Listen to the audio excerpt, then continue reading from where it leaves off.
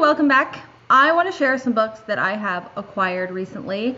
I don't know when, they're just cumulative. I got quite a few new classic books for my classics collection I'm super excited about. You know me, I love thrifted books. I love finding the best deals possible on good books, and I have really done that. I recently found that I have a little free library close to me. I pretty much drive close to it every single day. Maybe not every single day, but enough to where I can drop in often. So I'm super excited. I have dropped in there at least a couple times since I found it, and I found some good stuff. I found like 3 books at the Dollar Tree for $1, some discounted books at Books A Million. I might have mentioned some of these books in recent vlogs. I figured we needed to have an official book haul to welcome all of the new books to my family. Where to start? I've got books in stacks all around me. Okay, let's start with the Iliad. All right, so I found a copy of the Iliad, one of these Black Penguin Classic books editions. I found that I really like this edition. They're nice and floppy. Also, as you can tell, I am gearing up to get into this book. I have already separated sticky note each book so that I can kind of pace myself and it becomes less intimidating. I have had a couple copies of the Odyssey for quite a long time, but I could never find a copy of the Iliad. I didn't know at the time when I was like, I'm gonna read those books. I didn't know at the time that the Iliad came before the Odyssey, and me being the person that I am, decided I had to read the Iliad before I could read the Odyssey. Now I can do it. I have a copy. I'm so excited. I love this. This is one of the top favorite new acquisitions. Why might you ask? Because a lot of people that I know aren't like readers like I'm a reader. They've had to like read it for high school and stuff like that, and they're just like, oh, whatever, I don't really care about it. But personally, I just really want to read it because I read a lot of, and I'm reading a lot of books. They reference material from those Greek mythology, which is something else I really want to learn about. I know absolutely nothing about it, and I feel like this is probably a great place to start. Yeah, I want to be in the loop. I'm tired of like not being able to understand the references to this type of literature. So I want to start big brain, you know what I mean? The next book I got is The Importance of Being Earnest and Other Plays by Oscar Wilde. This includes 3 of his plays. Salome, I don't know how to say this. Salome, Lady Windermere's Fan, and Importance of Being Earnest in this little collection. Then I got Selected Poems and Prefaces by William Wordsworth. And I love these older books. They were cheap. They have really interesting old like vintage covers. I love it. And people used to like all of these, somebody has wrote their name in it. Like, but this one, a person named Pam Arnold used to own this book. Also, there's a stamp in here. I got this at Book Bazaar. But at one point, this book was in Tampa at a bookstore. I don't really see any other annotations in here. Oh, there's some underlined lines in here. So there might be some annotations in here as I get into it. So I always love to see that. I love to see what other people write in their books. The next one I got is Grapes of Wrath. This one is so beat up, but I fucking love it. It used to belong to a Pat Sinley. At one point it was 50 cents. But despite being so beat up, the inside is actually pretty clean, not too like overly dusty and, cracking pages or anything like that. So that's good. The next one I got is The Aeneid by Virgil. This is a Wordsworth Classics edition. Oh, did I say there's a group on Discord that's actually planning on reading like the Iliad, the Aeneid. I'm not sure what else they're going to read, but I wanted to read with them because they were starting on the Iliad, I think last month, but I just couldn't. I have too much other things that I'm reading. The next one is this book, another like really old, kind of retro looking cover, The Viking Portable Library. Anyway, this is a book by Chaucer. It actually has Canterbury Tales, Troilus and Cressida, shorter poems, selections from other long poems. I found this book for $1, but this one has like on the inside of the cover, it's got all this printed. This book used to belong to an Emily Giles, and there's some other name in here with a number and a sticky note. I tend to just leave this stuff in there. Like, I don't want to disturb it. Oh, and there is some notes in here that somebody left. Some of these like older ones, like everyone wrote like their name in it. I kind of like want to start doing that with my books, because if I ever get rid of them, it's kind of cool to like see where they've been. So like I should like start leaving my mark in my books. So there's that one. The next one I got new, and that is Bleak House by Charles Dickens. This is now I have 3 books by Charles Dickens, and so I'm pretty excited about that. But this one I got Books A Million. I love these covers of the classics that they're doing. I think I have 2 more with these like covers. I'm kind of unofficially sort of collecting them, just because I just think they're so cute and they're so colorful. However, they are a little bit stiffer. There is like no margin if you like the room to write in the margins. There's like no margin. But either way, I still like them. And this one I actually did start. I'm on chapter 2. I've also checked out the audiobook to kind of help supplement my reading of this book. It is quite daunting, but I was just like, I have to start this right now. So yeah, I saw that they have a TV show on this, but by the time I got around to like wanting to watch it, they didn't have it on Amazon Prime anymore, which kind of sucks, but that's okay because it's probably better to read the book first anyways. I'm also really excited because this is technically like legal lit. It takes place with litigation with Jarndyce and Jarndyce. I have been wanting to get into reading some legal lit. So the next Charles Dickens that I picked up is Our Mutual Friend. I did actually get this at a used bookstore, but it's like brand new. I don't really know too much about this book. Even the back of the book doesn't do a great job of explaining what it is. Basically the setting is macabre London. That's what it says. And it looks like there's a mystery. So I'm considering stopping reading Bleak House because I believe that Emmy and Carolyn are reading Dickens and Tolstoy in chronological order of publication, which I think that I kind of want to go back and experience Dickens in that way as well. And I almost picked up this edition of the Pickwick Papers as well. I don't know why I didn't. I think just because I've been wanting to experience Bleak House for a lot longer. I didn't even know about Pickwick Papers until they started talking about it. I think that's going to actually end up being my plan. The next one I got is called Darker Still, and this, I found this on the Dollar Tree. I had to pick this up because I just finished reading Picture of Dorian Gray, and this one reminds me so much of it because it's about a painting, and this girl becomes like, is it the girl or is it a guy? Somebody is obsessed with this painting because it looks so alive, and there's a reason, because the picture of the person is trapped inside of the painting. The next one is called The Kitchen Boy, a novel of last Tsar by Robert Alexander. This is like, I think it's a small middle grade book. Marina Karlova used to have this book. Anyways, this is about a kitchen boy who tells the story of the extinction of the last Tsars. I'm so excited for this book. This one as well.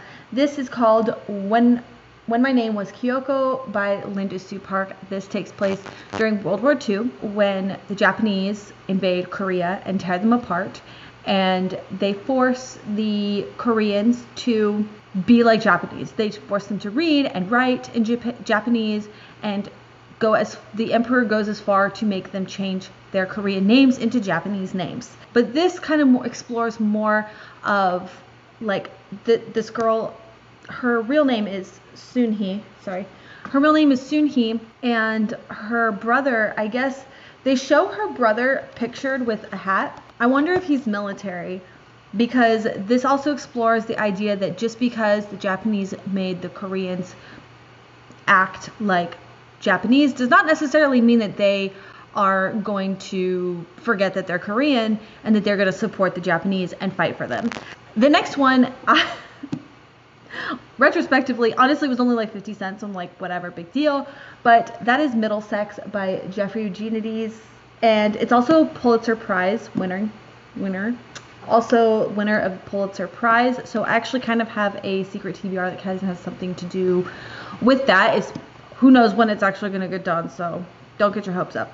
What is this one about? This one, it follows a Greek-American family, the Stephanides family, and then there's, I think it ends up being about this girl, Callie, who changes her name to Cal because she transitions. So I've heard that it is not easily digestible, but it's still like important book. The next one is Turtles All the Way Down by John Green. This is actually now my third John Green book. I have read one of them, No Fault in Our Stars, but I have now 3 other books that I should probably read. But anyways, this one sounds really cute. A mystery about this fugitive billionaire, and the prize is like $100,000. So these 2 girls decide to get into an investigation to find this guy. So that's I'd probably do that too for that kind of money. Sounds actually really good. The next one is The Song of the Jade Lily, and there's a sticker over the author's name, by Christy Manning. This follows 2 girls who meet up in Shanghai. One of them is local. Her name is Lee, and then there is a Jewish refugee. And this is back in 1939. They become really good friends. This also takes place, okay, so obviously 1939, around World War II. So eventually the realities of the war end up splitting them apart. And years later, 2016, Alexandra is the granddaughter.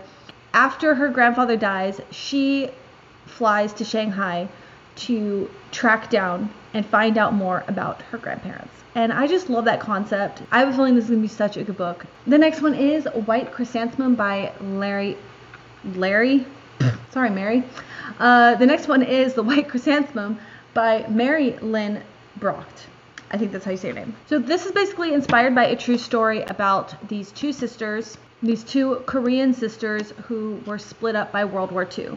So I guess this kind of jumps forwards and backwards in time to probably resolve their separation for whatever reason. So the next one is The Dying of Light by Robert Gulrich. I actually just read another Gulrich book, and this is about a woman who's... Alright, so this is back from World War I era. This girl is the princess, not the princess. She's the heiress. It's about this girl, Diana, who is the heiress of this estate. And everything is in this estate. Her family is actually broke. And everything they have is on this estate. They are losing money. They cannot maintain this estate. And so it's up to her to marry to a rich man to help her family out. I forgot to mention, this is a southern, what do they call it? Southern high society. So she marries the rich Captain Copperton, but he is vulgar, he is cruel, but she has to kind of weigh what's most important to her, and she has to sacrifice everything, including love. But I guess fates align, and maybe there's a light at the end of the tunnel for her. I'm just there for it. Anything about Southern culture, high society, I don't know why. I just feel like I love this inside look at just because people have money does not necessarily mean that their lives are any less complicated or less of struggle. It's just a different type of sacrifice and struggle pressures that are put onto them. The next one is Love in the Time of Cholera by Gabriel Garcia Marquez. Now, I have been dying to find more books by him. And you can never find books by him. You can never find books by Murakami. There's certain authors that I really want to read, but their books are so hard to find. I don't know why. I guess people get them and they hold on to them. It's not like a high turnaround book. Like, people cherish these books and keep them. They don't just like read them and toss them. So they're hard to find in used bookstores, which is really the only way I shop. This is such a romantic tale about Florentino, who falls in love with Fermina, but Fermina decides to marry a wealthy doctor. Florentino, all his life, he accepts that she has a life of her own, and he goes around and he still has a life of his own. He has many affairs. It specifically says 622 affairs. However, through all of this, he's still in love with Fermina. When her husband dies, he shows up to the funeral to tell her still that he still loves her after all this time. I just think it's so beautiful, so I'm really excited to read this. But the funny thing is after searching, always keeping my eye available, always keeping an eye out for this author's work, I finally found one. And this was like $3, not a big deal. But I bought this book, and then literally I went to the little free library, and guess what I found? A big hardback edition of this book. And it has like deckled edges. I know most people don't really like deckled edges. Yeah. Oh, this is kind of cool. The hardback edition has his name on the front there. But yeah, I thought that was really funny. Like, after all this time, I finally buy a copy and then I find a copy for free, basically. But anyway, so now I have 2 copies. But I'll be honest, I kind of like this cover. It's more aesthetically pleasing. I like it. And then that brings me into the last 4 books that I found all at the Little Free Library. We have Garden Spells, and it has some real pretty like little gold foiling in there. It's really kind of pretty. Simply just about kind of witches and a garden. The Waverleys have always been a curious family, endowed with peculiar gifts that make them outsiders even to their hometown in Bascom, North Carolina. Successful caterer, Claire prepares dishes made with her mystical plants from the nasturtiums?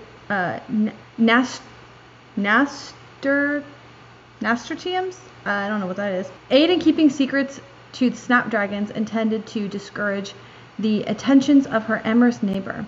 Meanwhile, her cousin, Evangeline, distributes unexpected presents whose uses become uncanny clear. They're the last of the Waverleys, except for Claire's sister, Sydney, who fled Bascom the moment she could, abandoning Claire and their own mother had years before. It honestly kind of reminds me of Practical Magic. But yeah, I know the cottagecore thing is kind of huge right now, so I thought that this actually kind of fit that theme pretty well. The next one is The Trial by Franz Kafka. I've actually started reading, I had the ebook of his other work. What is it called? Metamorphosis. Unfortunately, I haven't got to finish it, despite how short it is. Oh my god, I'm gonna sneeze. Dusty old books. Anyways, I had the ebook of Metamorphosis, and I didn't get to finish reading it because I had to do this whole clean out and purge of everything on my phone, and it got deleted. But that's okay. I can just re-download it. But anyways, I have another book by Franz Kafka called The Trial, and this is, in short, kind of a dystopian novel about totalitarianism.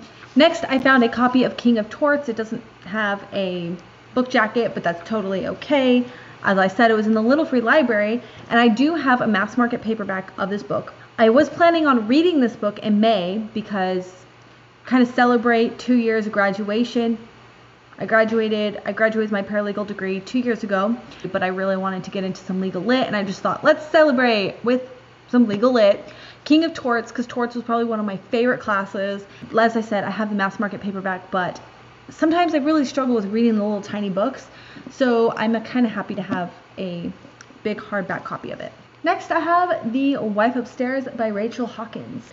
This was also in Little Free Library. This is a book of the month book. This is about a girl named Jane, or maybe that's a fake name, and she is broke. She works in this rich neighborhood, walking dogs, and she pickpockets things. Not pickpockets. She pockets some of their little trinkets. She thinks that no one will miss. She's not a very upstanding citizen. It's hard when you're broke, but so she sees this widower and she sees an opportunity. So she proceeds to use him, and apparently they fall for each other, and then we go from there. So kind of interesting. Finally, the last book, I ended up at the used bookstore, all for just this one book because my son needed it for school, Charlie and the Chocolate Factory by Roald Dahl. Yeah, that's what got me in the door, and then I walked out with a whole bunch of other books. But he needed this book, so he is reading this at school, and he is so in love with it. I am excited to have a copy now because now I can also read it. He's like, Mom, please read this book. I saw the movie, so I was like, why would I read the book? But apparently, instead of geese, it's actually squirrels in the book. Oh, I am leaving some other books off this list. Hold on. That's right, apparently I do have a couple more others. There is Never Let Me Go by Kazuo Ishiguro. I have started this book. I'm on page 77, and this is considered a dark academic book. It takes place in funky school. These kids are told that they're special. They don't quite know how they're special. There's these 3 kids, Kathy, Ruth, and Tommy, who are telling the story, and they tell the story from being adults and looking back at their time at this school. So it's just kind of strange. I'm still in the stage of where I'm kind of confused about what's going on, but they have some really strange rules. Excited to see where that's going. Oh, I got another Charles Dickens. Okay, I got A Tale of Two Cities by Charles Dickens. I'm gonna sound like a complete and utter nerd, but like it's cool. We're all nerds here. And we all have our own reasons why certain titles stick out to us. But this title stuck out to me since reading The Infernal Devices, because Will Herondale's always talking about this book, always mentioning lines from this book. So, and other pieces, but this one specifically stuck out to me. And then I think years later, his copy of this book makes it through to Jace. That's right. So I'm like, I have to read this book. The next one is House on Mango Street by Sandra Cisneros. I've been really wanting to read this book. And this is my second book by Sandra Cisneros. Don't know what this book is even about. So this talks about Esperanza. She lives in a rough part of the neighborhood. She doesn't want to belong to that neighborhood, but she has to face realities. I finally found a book by Isabel Allende. I found House of Spirits. This copy is super beat up, but it was only like $2. And that's okay. That's okay that it's beat up. I like beat up sometimes. Oh my gosh, but I have a feeling this cover is gonna fall off. Like, it's hanging on by a thread. But anyways, this is like one of her most popular works. I have to read it. I'm so excited to have a copy of it. Finally have a copy of Folk Tales. I don't care if it's Russian, Irish, Celtic. I just want to start collecting folk tales from all different cultures. I have to know. I have this whole idea in my head. It's probably gonna take me years to get around to it, but anyways, I finally have at least my first collection of folk tales, Irish folk tales. So this is a beautiful book. Also, now that's it. Now that is my huge, yeah. So that's it. I hope you enjoyed that. I love a good book haul, and I just had to officially welcome them all to my family. Thank you so much for watching. Bye.